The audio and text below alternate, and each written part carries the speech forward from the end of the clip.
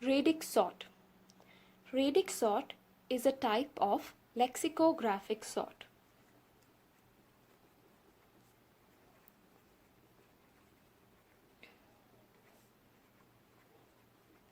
So, what is a lexicographic sort? Let me explain with an example. Consider a collection of tuples, let's say year and marks.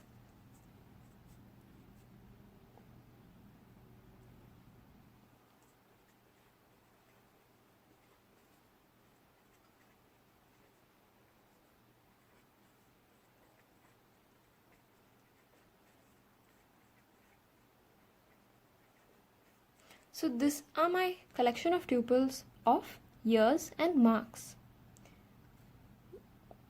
Now let's say I want it sorted in ascending order of year, and within each year I want it sorted in ascending order of marks.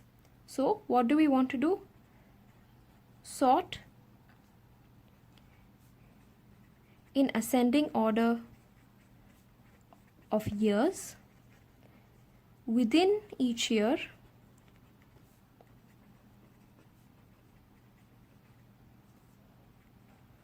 sort in ascending order of marks. So when we want our output to look something like this. We want first all the 2015 and then we want the 2016. Now within 2015 we want the marks in ascending order. So this is what our output should look like.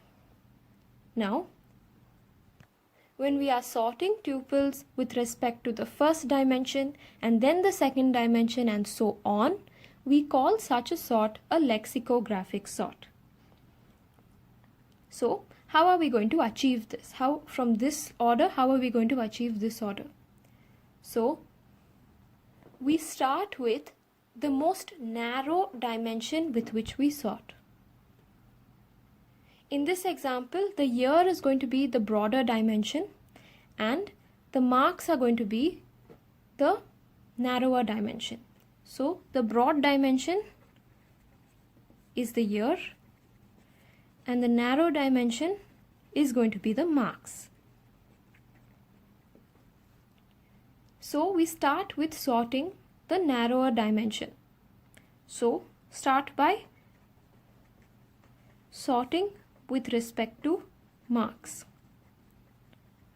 So sorting this with respect to marks, I will get a sequence which looks like this: 2016, 8, 2015, 8, 2015, 9,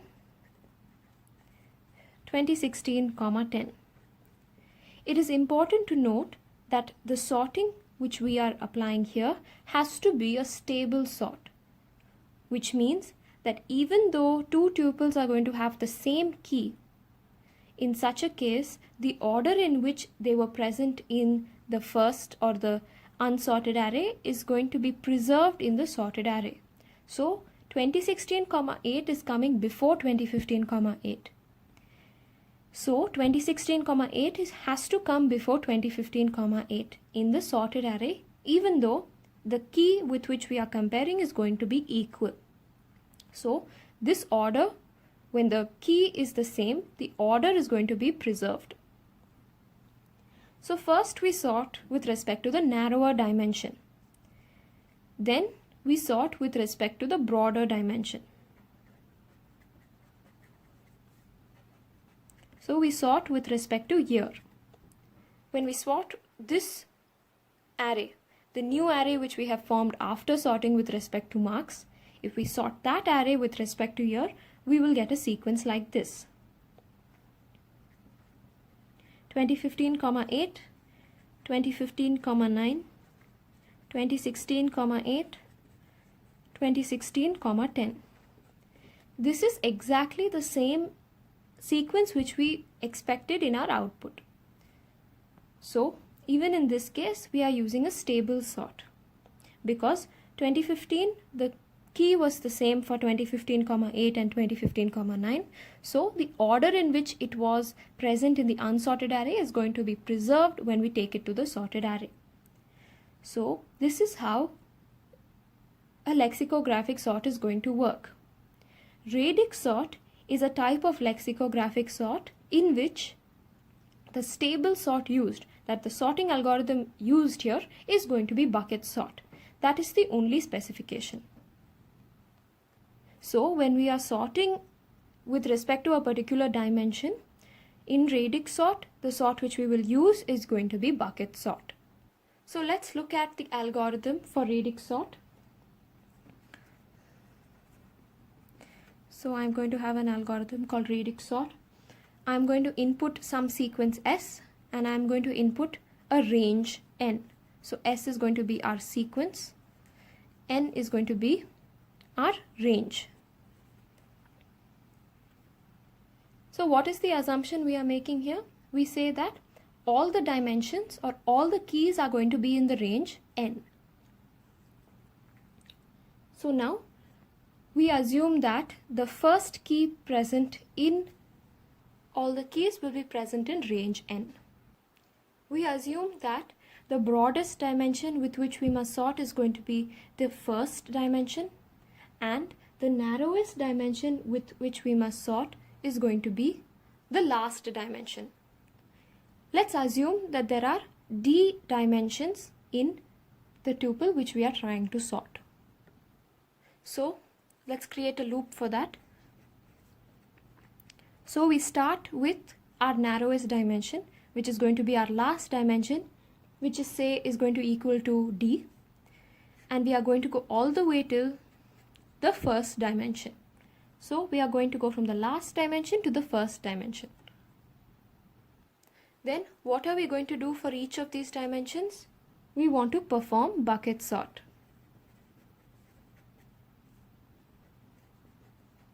So we will perform bucket sort on the same sequence, on the same range, and we will send I, which is going to be specifying which dimension we want to sort with respect to. So each time we call bucket sort, it will return our sorted sequence, which we will store back in S. So we are going to do this for all dimensions, from the largest dimension d to the first dimension 1, from the narrowest dimension to the broadest dimension. After this, we would have finished sorting and we can return the sequence. This is how radix sort works. So how do we analyze the running time for radix sort?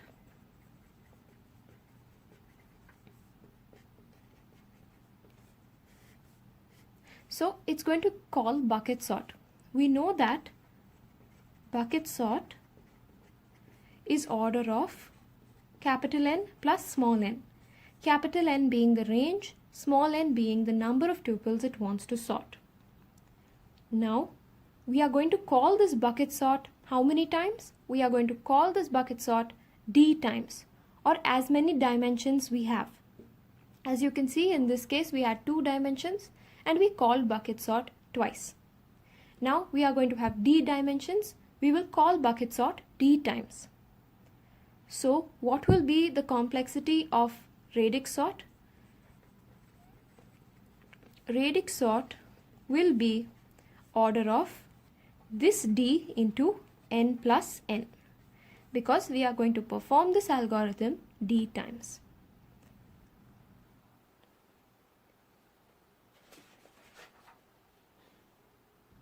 This is how radix sort works. This is how you write the pseudocode algorithm for it, and this is how you determine the big O notation of radix sort.